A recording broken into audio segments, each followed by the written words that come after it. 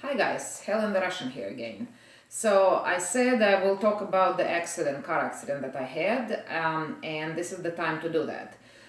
That happened not while I was driving for either Uber or Lyft. It happened on my day off. I was going about my own business, running errands.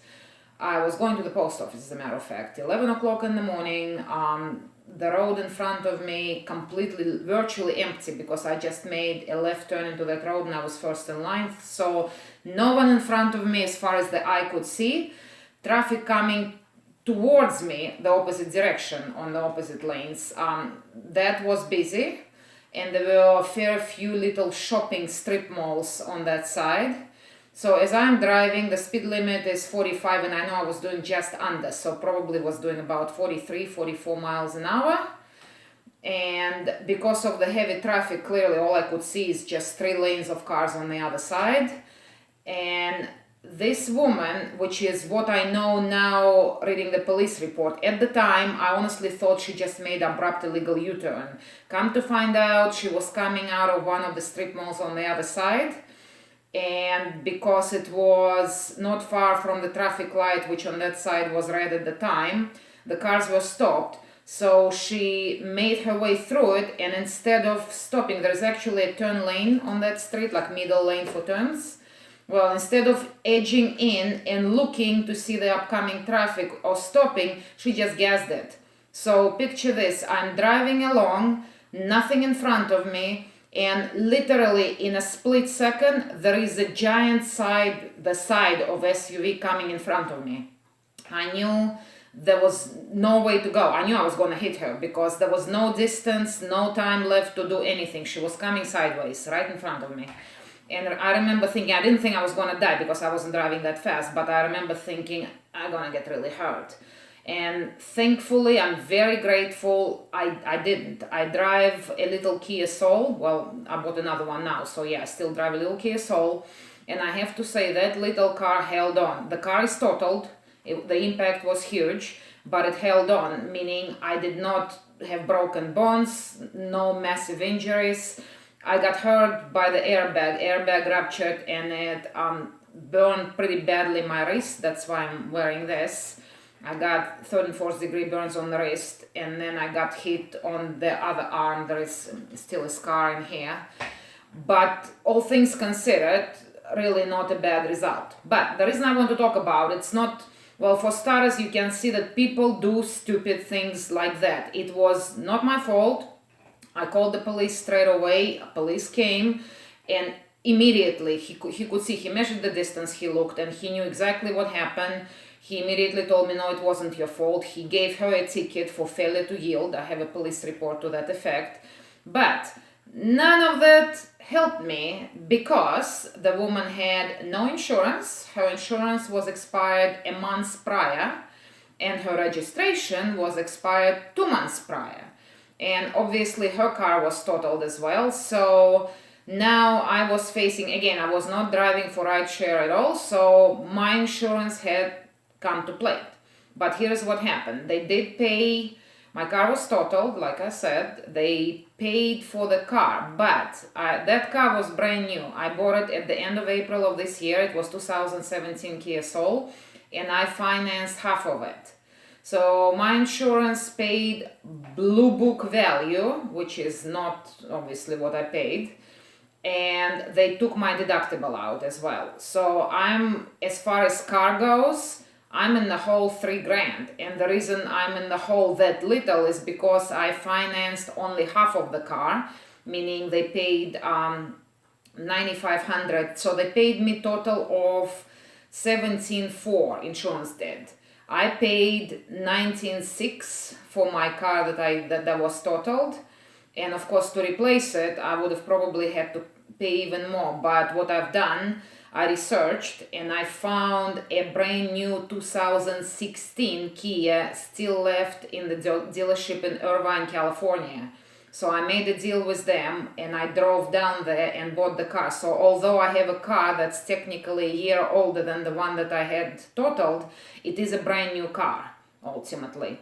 But yes, in the whole $3,000, the woman who caused the accident has no assets of any kind.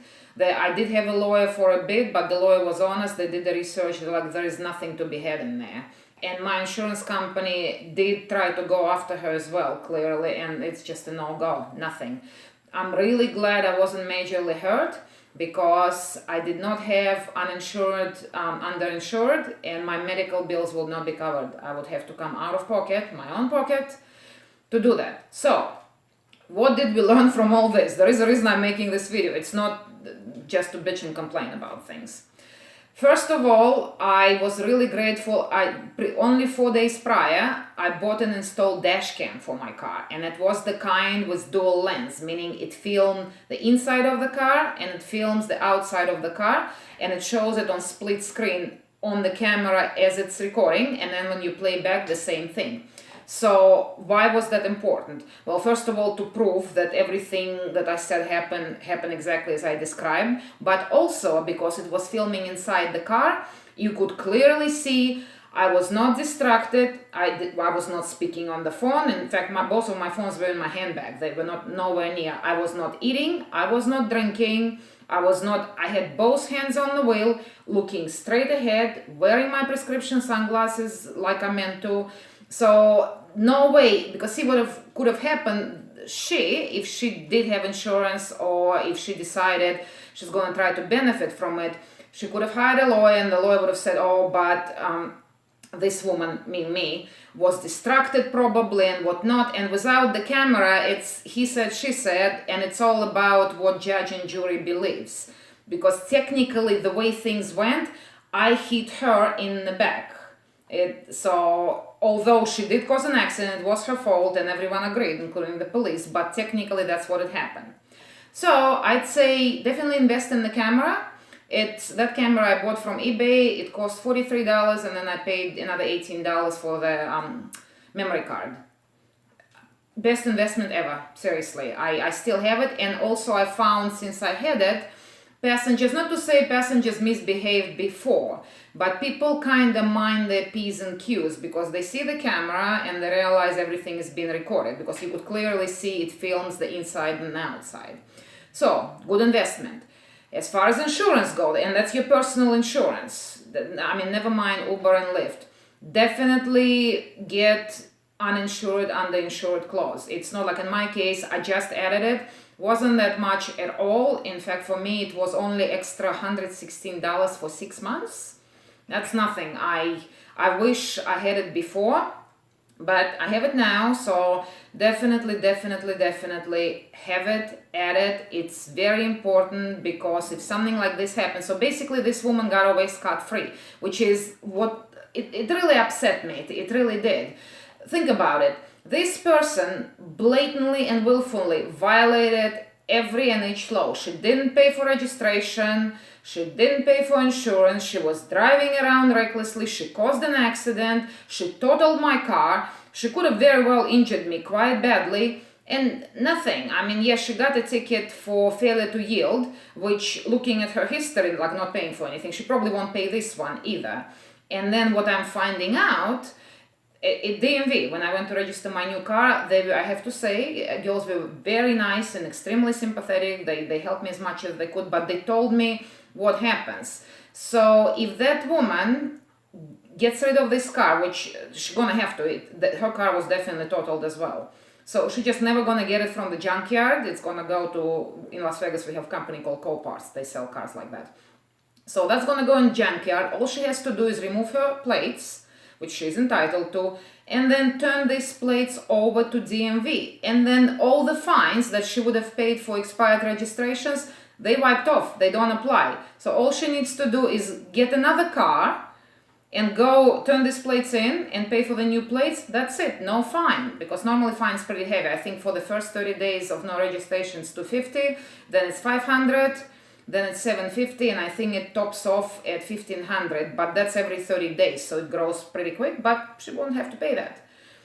It didn't seem, when I looked at the police report, he did not give her a ticket for not having an insurance. I'm assuming that's because they give her a chance to come and furnish the proof. Well, I know now she didn't have insurance for sure. So That's it. It kind of upset me to a point because there is no incentive for normal law-abiding citizen to go and buy registration insurance because clearly nothing happens, even if you cause a major accident. But I thought I'd share this because that's a good information to keep in mind when you're budgeting for your insurance. Yeah, things are important, things like that happen.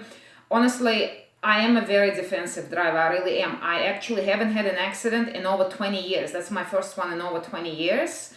And that's why airbag thing came as a bit of a surprise because back then we didn't have airbags. I didn't know they could burn you. I didn't know they can hurt you like that. So, but no amount of defensive driving could save me from that. There was just no way. She came out of like bat out of hell, coming across, no distance. There was nothing I could have done. I mean, apart from the fact if I was a Harry Potter, maybe I could have waved my wand and make myself into particles. But still, there was no time for that either, I don't think. I mean, I had maybe a second and a half before the impact. So that's that. Hopefully you find that helpful, and you all have a nice day. Bye.